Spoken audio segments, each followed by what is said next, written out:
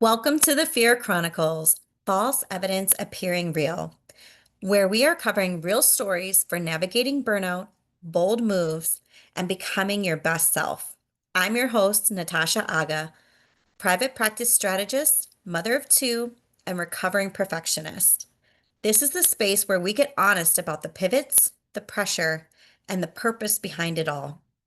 If you're navigating life transitions, career shifts, motherhood, or learning to trust yourself again, you're in the right place. Let's dive in. I have achieved this.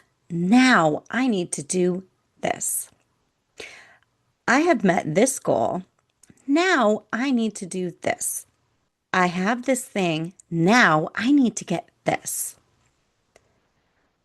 Are you guilty of constantly moving the goalpost on to the next thing without taking a moment to relish in the fact that you have indeed achieved what you set out to do? Not taking time to see how far you've come and congratulate yourself? It's time to celebrate. You did it. You made it. You are here and showing up in all of your strength, resilience, authenticity, and doing so unapologetically. The takeaway in this episode is that it is so incredibly important to celebrate all wins, big or small, which is how you perceive them. A win is a win. Taking small steps towards any goals is getting you one step closer to the finish line. It's progress and a win. Now, I want you to think about young children. Yes, I'm completely switching this up. Now, I want you, when you think about young children, you really observe them and see how and when they celebrate what seems to be the simplest things. They smile, they clap, they may even do a little jig and jump up and down. Not only is this adorable, it's authentic joy, right? Do they wait to celebrate? No, they're not sophisticated enough to do that. They do it in the moment. They have fun as they, master new skills, discover new adventures. They may say, I did it, and we celebrate along with them. It's pure and beautiful. So now let me ask you this. When was the last time you celebrated? Truly celebrated yourself and your wins. Be honest and take time to think about this. Reflecting on this is paramount because without realizing it, as we get older and adulting takes over, we start to overcomplicate things, looking ahead instead of what's right in front of us. And honestly, we take things a little too seriously sometimes. There's a time and a place for seriousness, of course, but my point is have more fun. Tap into your younger self. So think back to your 10-year-old self, the 16-year-old self, the 20 or even 30-year-old self. For me, these younger versions of myself would be so damn proud of me today. Even the version of me from just a couple of years ago. I have become the version of myself I dreamed of as a child. Honestly, I almost didn't realize it until I paused. I own my own home, my own car. I have created a business that I get to do what I want to do that doesn't feel like work while getting to share my journey and help others. I have overcome so many obstacles and come out better, stronger, and wiser on the other side.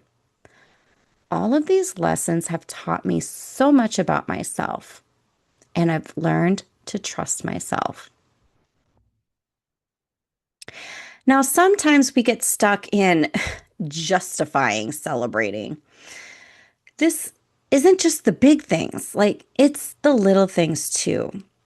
It doesn't always have to be professionally, it can be personal growth as well.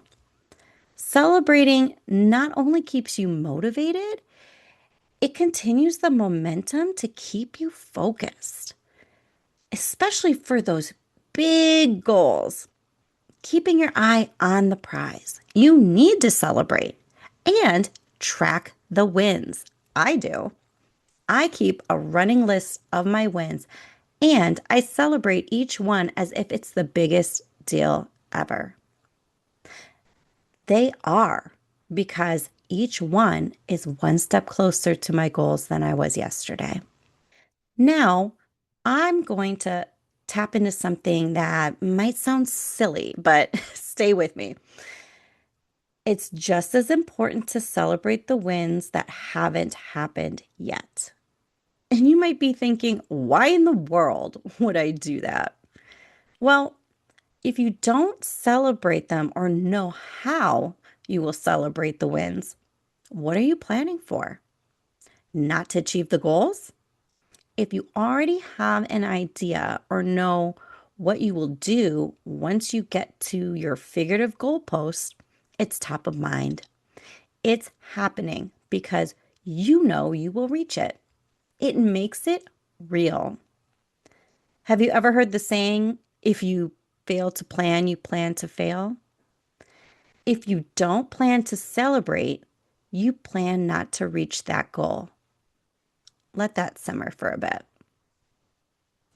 Now, let's talk about ways to celebrate. It doesn't have to be extravagant, especially if you can't get behind celebrating the small wins just yet. Now, I personally love having dance parties with my kids, but I will have a dance party all by my damn self, and it's fun. I'll explain more about this in and the importance of music later on in the next series of episodes.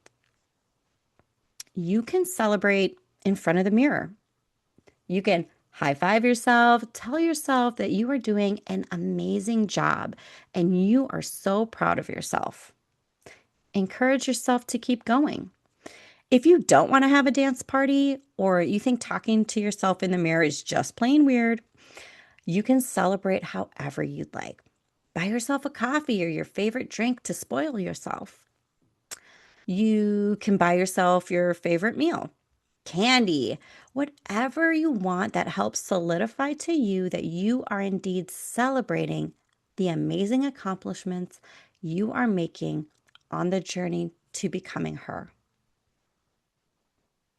So I would love to hear one fun way that you are going to celebrate a win this week. You can share with me on Instagram at Natasha Agha Consulting or comment below. If you want to dive in further, you can take my 2-minute Are You the Bottleneck quiz to find out who or what is slowing down your progress. It's fast, fun, and eye-opening, and I'll link it in the show notes below.